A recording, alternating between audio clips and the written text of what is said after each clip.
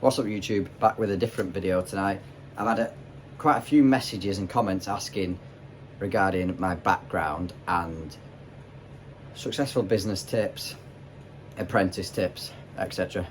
God knows why we're doing pow pow, good gun fingers. Right, so we'll start with the background. I'm 32 years old, been self-employed running my own business since 22, since I left college at 22. Served my apprenticeship 1 day a week for 4 years. My boss was my dad, so I'm second generation plumber, but my dad was only a water plumber. I say only, but was a water plumber, wasn't gas, because back in his day, when he left school at 14 and went straight into plumbing, he didn't need to be Corgi registered. There was no such thing. You could still install boilers, and then Corgi came in and he never sat his gas exams, I suppose, because he was busy enough on the water side. So he took me on as an apprentice when I was 18 after leaving full-time college.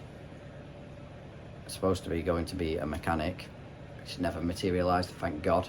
You do learn at college, but there's nothing like hands-on learning to get you experience.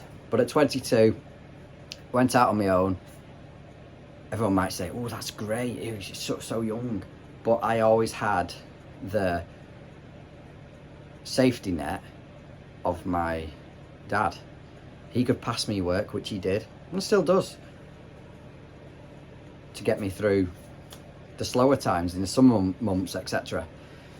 And because he didn't do boilers or any gas work, I obviously gained some of his clients. Moving forward, after about 6 years of advertising on Facebook, Nextdoor app, things like that, the 3 advertising I did. I've never paid for advertising other than sign right in the van, to which I don't even have that anymore, with all the tool thefts, etc. going on. And there's just, it is a good way, and it looks very professional to anyone who's got it. It is a really good start, and if you want that, then go for that. But with the tool thefts, etc., granted, if they see you putting tools in the van, they know what you're doing. They see your workwear, etc. They know what you're doing. But it's about minimising that risk.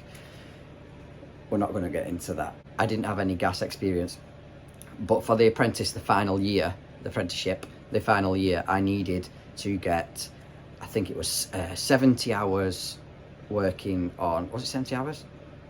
70 hours or 70 days working on gas boilers of evidence, photographed, college assessor coming out, viewing me doing tightness tests, installing gas pipe, etc. Gas fires and gas cookers.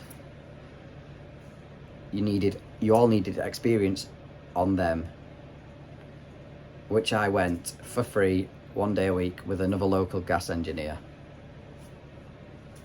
I thank him for the time, but I learned next to nothing.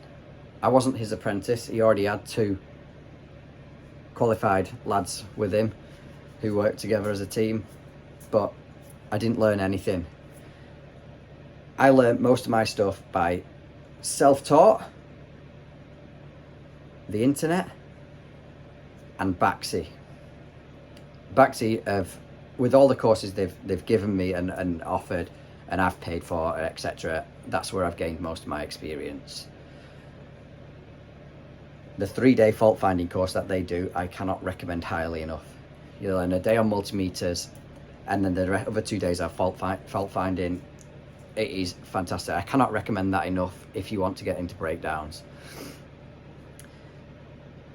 Obviously, I've now been on my own for 10 years. So that's 10 years worth of experience. So that's where a lot of the experience, the knowledge comes from. So we'll move on to now apprentices. What tips I will give you? Watch everything. Ask. You can't ask too many questions. There's no such thing as a stupid question. Try and use your initiative. What tools are you going to need next, etc. I'm sure you've heard all this before. There's many other plumbers on YouTube that have done this type of video, but this is what you need to do. You've got to have an interest in the job, otherwise you'll not be willing to learn. You're not eager to learn. And that's what you need to show your boss, that you are eager to learn. Try things. Ask, can you do things? Can I have a go at that today? Etc. That will go a long way. Watch YouTube videos. Try and learn for yourself. Don't sit on your phone all the time. Punctual, timekeeping, all this will help you if you decide to go on your own and in further work. And tips for getting an apprenticeship, because times are hard. People don't want to take on new apprentices because for the first couple of years they actually cost you money rather than earn you money. You do get government grants, or did do. It's not enough to cover it. To find an apprenticeship, you need to be pestering people. Show you're keen. You need to show the willingness to learn and do how much you want the job. So you need to be applying for the job. You need to be making the phone calls, not your mum, not your dad, not your carer, guardian, whatever. You need to be doing that. They want to know it's you that wants the job, not your parents that want you to get the job. Phones. Don't sit on your phone whilst you're supposed to be at work. Do it at dinner, breaks, etc. But there's nothing worse than when your boss is working away. Turn on his bloody phone again, innit? You don't want that. So moving on now, we'll get on to business tips. Now, this might not work for everyone. It works for me. Facebook pages, groups such as your village pages. The local village that I am in is where I get at least 3 out of 5 days a week work, if not more.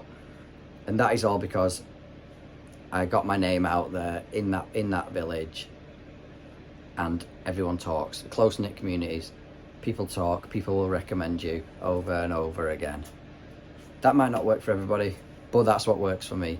But Facebook group pages are my most successful advertisement. Post pictures of your work. You've got to be proud of what you're doing. And when you're at customers' properties, you've got to show respect. I always tell them, I want it exactly how I would want it in my own house. So for cleaning up, timekeeping, you don't want someone who's late, not letting you know that they're going to be late, or cancelling and not letting them know. You've just got to let them know. Just be completely 100% honest with the customer. When the boiler's knackered and it's uneconomical to repair, you tell them that it's uneconomical to repair. This is why, blah, blah, blah. And they start to gain that trust.